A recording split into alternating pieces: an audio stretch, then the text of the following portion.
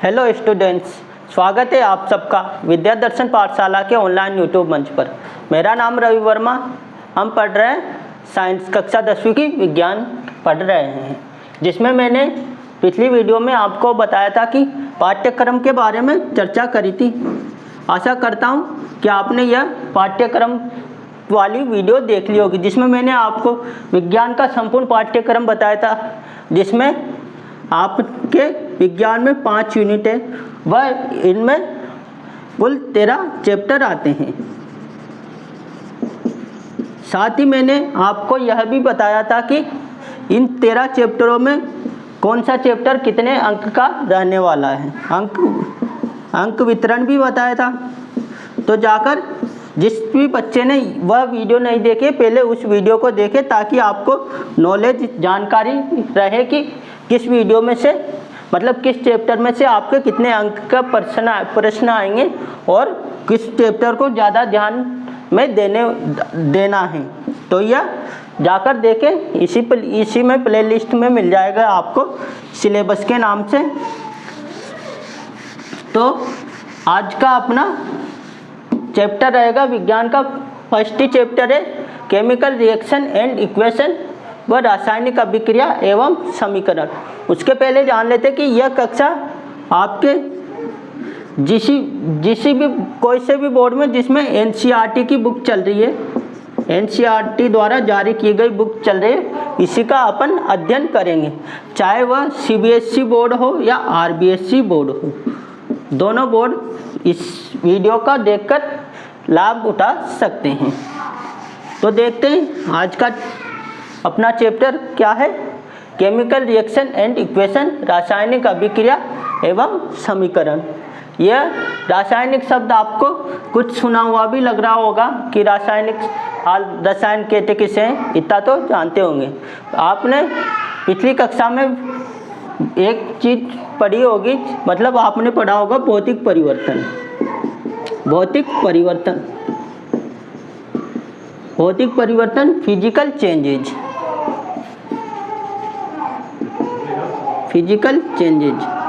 वह दूसरा जिसमें आपने देखा होगा, इसमें केवल अवस्था में परिवर्तन रहता है, अवस्था में परिवर्तन। जबकि रासायनिक परिवर्तन में रसायन गुणधर्मों के आधार पर परिवर्तन हो जाता है। परिवर्तन मतलब केमिकल चेंजेज में गुणधर्मों में परिवर्तन होता है।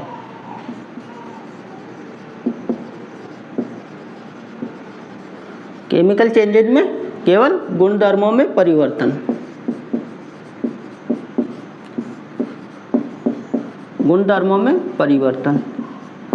तो देखते हैं कौन कौन से इसके उदाहरण। अवस्था में परिवर्तन, जैसे आप जानते हो यह क्या हो गया, H2O किसका सूत्र है, पानी का, जल का। और यह मान लो आपके पास बर्फ अवस्था में बर्फ है, तो ठोस अवस्था में रहेगा। जब आप इसको गर्म करोगे तो सबसे पहले ये H2O ही रहेगा, जल ही रहेगा। तो बर्फ ठोस है तो यह द्रव अवस्था में आ जाएगा आपके पास जल के रूप में गर्म करने पर। और जब इसको और ज़्यादा गर्म करोगे तो यह H2O के फॉर्म में ही रहेगा और गैस के फॉर्म में, भाप के रूप में ऊपर उड़ने लग जाएगा। तो यह गैस अवस्था में आ जाएगा। तो आप इससे क्या अंदाज़ा लगा रहे हो, इससे यह अंदाज़ा लगा रहे हो कि इसमें अवस्था में परिवर्तन हो रहा है। जबकि आप देखोगे कि रासायनिक परिवर्तन मतलब इनमें गुणधर्मों में परिवर्तन। जैसे ही आप कार्बन को जलाओगे, कार्बन को जलाया आपने, किसकी उपस्थिति, कोई भी पदार्थ किसकी उपस्थिति में जलता है, ऑक्सीजन की उपस्थिति में। तो कौन सा एक नया अलग ही पदार्थ बन जाएगा, दोनों से मिलकर कार्बन डाइऑक्साइड गैस बाहर निकल जाएगी। मतलब कार्बन को जलाओगे तो आप देखोगे कि कार्बन का अलग गुणधर्म है, ऑक्सीजन का अलग गुणधर्म है। कार्बन ठोस अवस्था में रहता है, वह ऑक्सीजन गैसियस फॉर्म में रहती है हवा के रूप में, वह CO2 भी गैसियस रूप में उड़ जाएगी। तो यह आपको रासायनिक परिवर्तन के बारे में बता रहा है, जबकि यह फिजिकल भौतिक परिवर्तन के बारे में बता रहा है। तो उसी में आप देखोगे कि जितनी भी रासायनिक अभिक्रिया होती है, यह रासायनिक अभिक्रिया, इनमें रासायनिक परिवर्तन होता है, जबकि इनमें भौतिक परिवर्तन नहीं होता है। तो उसके और उदाहरण देख लेते हैं। जैसे मान लो एक इसका मोस्ट इम्पोर्टेंट उदाहरण देता है कि वो तो परीक्षा में पूछा ही पूछा जाता है। जैसे आ गया, एक तो बात आती है आपके मोमबत्ती का जलना, मोमबत्ती का जलना, और दूसरा मोम का पिघलना। जब मोमबत्ती जलती है तो दोनों काम होते हैं, मोमबत्ती भी जलती है व मोम भी पिघलता है। तो इसको आप देखो कि कौन सा उदाहरण कौन से परिवर्तन में आएगा। तो देखते हैं, मोमबत्ती का जलना तो आपके आ जाएगा रासायनिक परिवर्तन में, क्योंकि मोम जल रहा है ऑक्सीजन की उपस्थिति में। और जबकि मोम का पिघलना, मोम पिघलेगा तो वह अवस्था में परिवर्तन हो रहा है, अवस्था में परिवर्तन हो रहा है। तो यह आपके भौतिक परिवर्तन के अंतर्गत आ जाएगा। तो ये थी। और देख लेते हैं भौतिक परिवर्तन के उदाहरण। बॉइलिंग वाटर, तो ये तो हो ही गया। और बर्निंग ऑफ कैंडल, मोमबत्ती का जलना हो गया। तो ये थे भौतिक परिवर्तन। तो अब इसी कड़ी में एक अपना और, तो आज का टॉपिक आता है रासायनिक अभिक्रिया। रासायनिक अभिक्रिया में रासायनिक परिवर्तन होते हैं, वह उनके गुणधर्मों में परिवर्तन होते हैं। तो देखते हैं रासायनिक अभिक्रिया आखिर है क्या।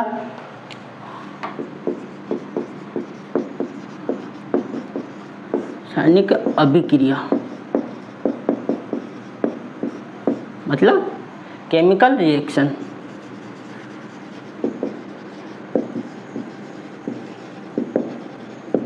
केमिकल रिएक्शन में क्या होता है, जैसी प्रक्रिया जिसमें दो या दो से अधिक पदार्थ आपस में मिलकर, क्या दो या दो से अधिक, दो से अधिक पदार्थ आपस में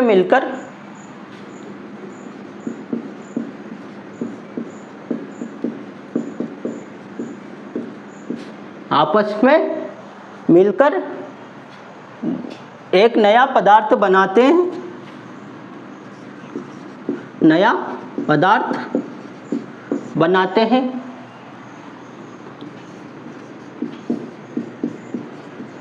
हैं, जिसके अलग गुणधर्म होते हैं।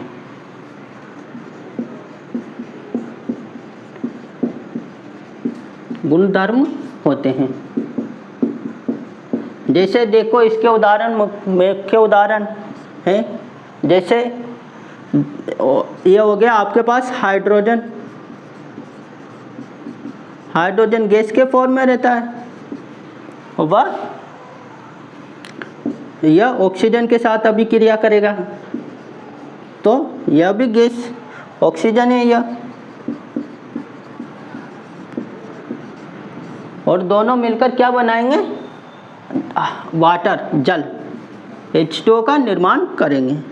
यह आपके पास हो जाएगा जल। तो इनमें देखोगे कि आप यह H2 हाइड्रोजन, ऑक्सीजन मिल रहा है, वह H2O का निर्माण कर रहे हैं। तो इन दोनों के गुणधर्म, मतलब हाइड्रोजन के अपने अलग गुणधर्म हैं, ऑक्सीजन के अलग गुणधर्म हैं, और वह इन दोनों से भिन्न हाइड्रोजन के जल के गुणधर्म होते हैं। तो यह आपके रासायनिक अभिक्रिया होती है।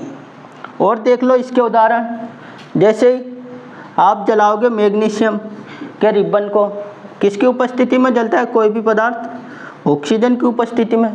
या आपके मैग्नीशियम हो गया,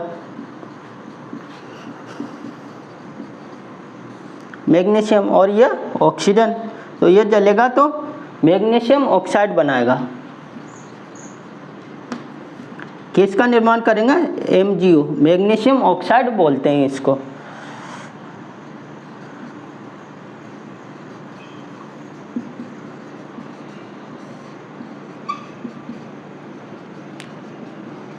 ऑक्साइड। तो यह आपके रासायनिक अभिक्रिया का उदाहरण है। यह Mg जलेगा और यह ऑक्सीजन की उपस्थिति में जलेगा तो MgO यह सफ़ेद कलर का पाउडर होता है, सफ़ेद राख के रूप में दिखाई देगा आपको। तो ये थी आपके रासायनिक अभिक्रिया। और रासायनिक अभिक्रिया के अंदर आप देखोगे कि इसमें बहुत सारी बहुत सारे परिवर्तन होते हैं। जो देखते हैं कौन कौन से परिवर्तन हो सकते हैं इसमें।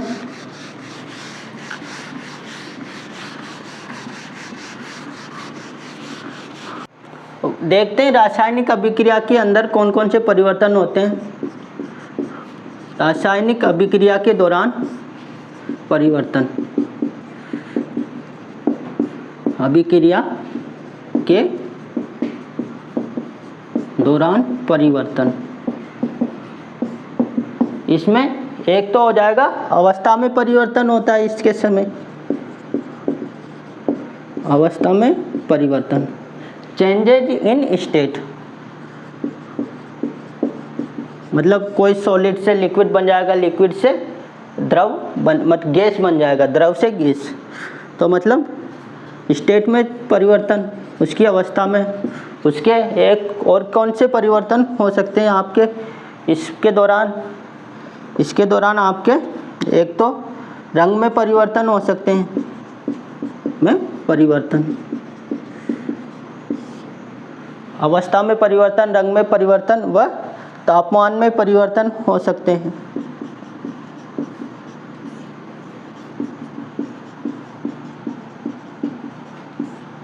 तापमान में परिवर्तन व गैस का उत्सर्जन भी हो सकता है।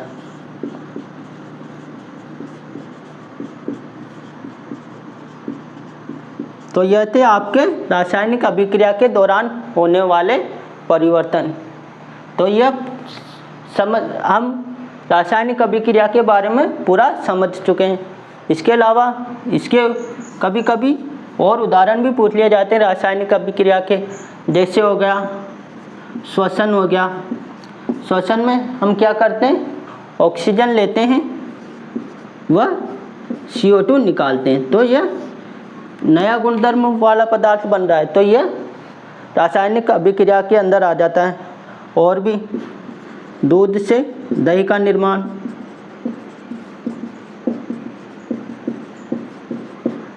दूध से दही बनाने के लिए हम क्या करते हैं, दूध लाते हैं, फिर उसमें खट्टी चीज़ डालते हैं, खट्टी चीज़ जैसे छाछ हो गए, नींबू हो गया, यह डालते हैं। तो यह भी रासायनिक अभिक्रिया के अंदर ही आता है। वह गैस पर भोजन का बनाना, भोजन का पकना, मतलब जैसे चावल बनाए, चावल बिल्कुल सूखे थे लेकिन उनमें पानी डालकर उबाल दिया तो उनकी अवस्था में भी परिवर्तन व उनकी गुणधर्म में परिवर्तन आ जाएगा। तो भोजन का पकना भी आपके रासायनिक अभिक्रिया के अंदर आता है। तो आशा करता हूँ आपके समझ में भी आ गया होगा और आपने नोट्स भी बना लिए होंगे, क्योंकि साथ साथ ही नोट्स बनाने हैं आपको, तो वो ताकि यह आपके आगे भी काम आ सके कि आपने पढ़ा क्या है, क्योंकि पूरे साल भर आपको पढ़ना है, बोर्ड एग्जाम देने हैं। अब आता है अपने पास उत्प्रेरक।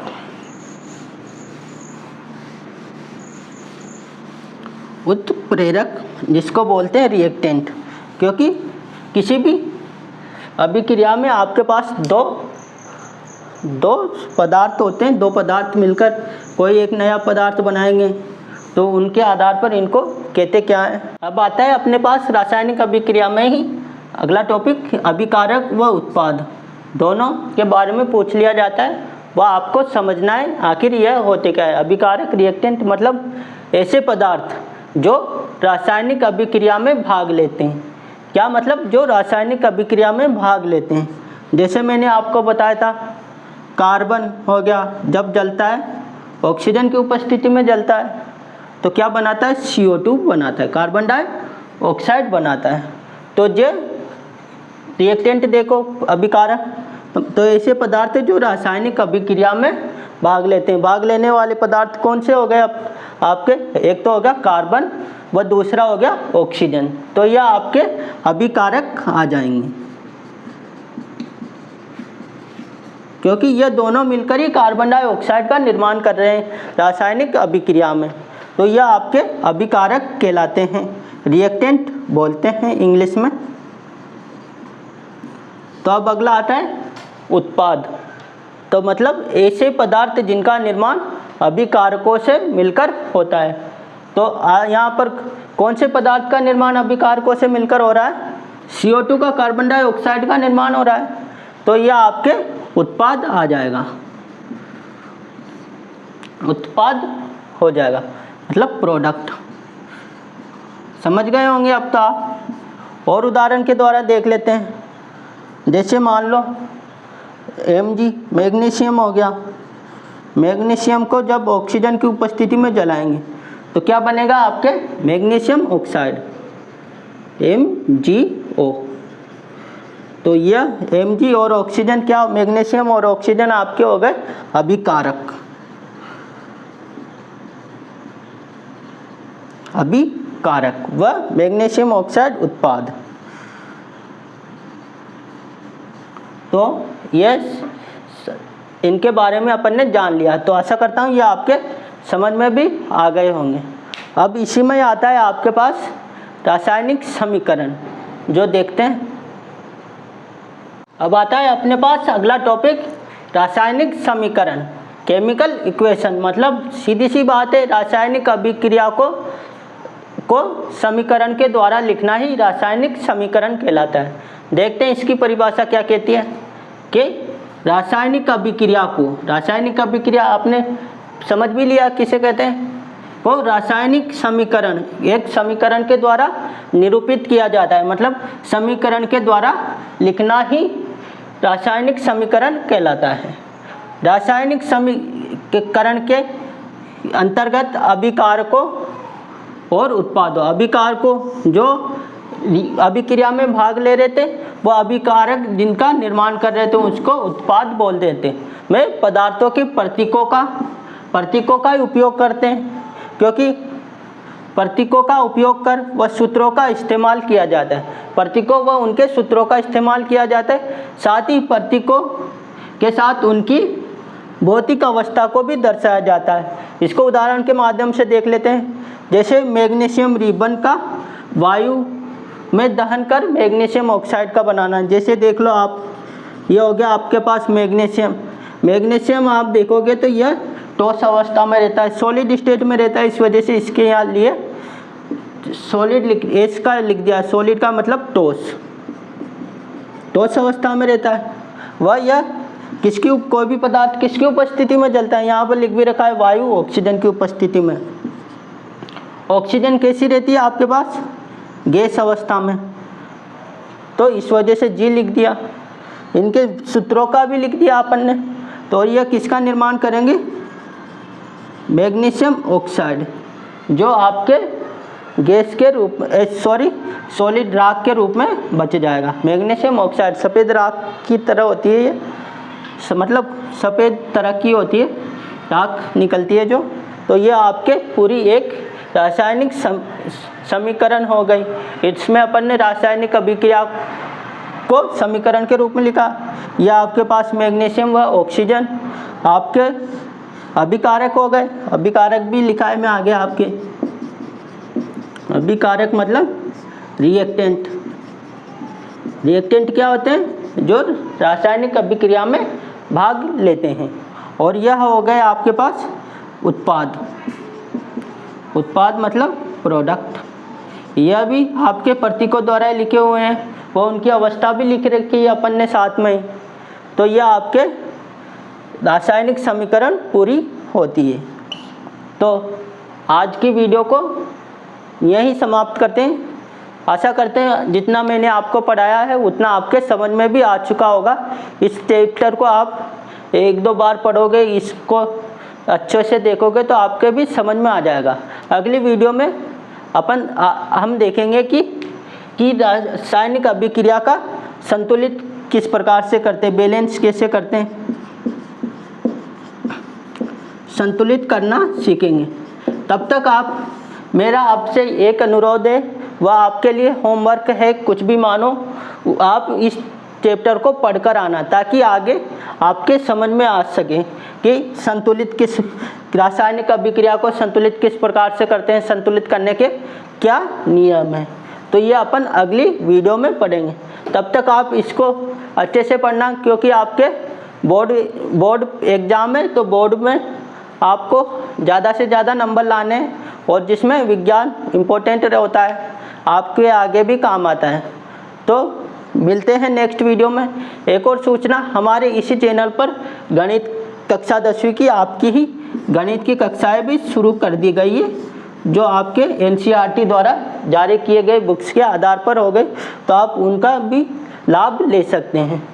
तो आज की वीडियो को यहीं समाप्त करते हैं। इस वीडियो को आपके ज़्यादा से ज़्यादा साथियों तक, बच्चों तक पहुँचाएं, ताकि सभी इस वीडियो का लाभ ले सके, इस कक्षा का लाभ ले सके। साथ ही हमारे चैनल को लाइक, शेयर व सब्सक्राइब करें। आपके कोई भी क्वेरी हो, डाउट हो तो कमेंट सेक्शन में ज़रूर लिखें।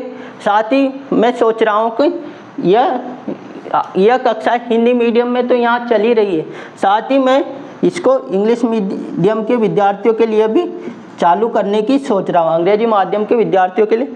तो ज़्यादा से ज़्यादा अगर आप चाहते हो कि अंग्रेजी माध्यम की कक्षाएँ अलग से शुरू की जाए, तो आप इसका ज़रूर से ज़रूर कमेंट बॉक्स में लिखें, तो मैं जल्दी इसकी कक्षाएं भी शुरू कर दूंगा। और चैनल पर बने रहिए। थैंक्स।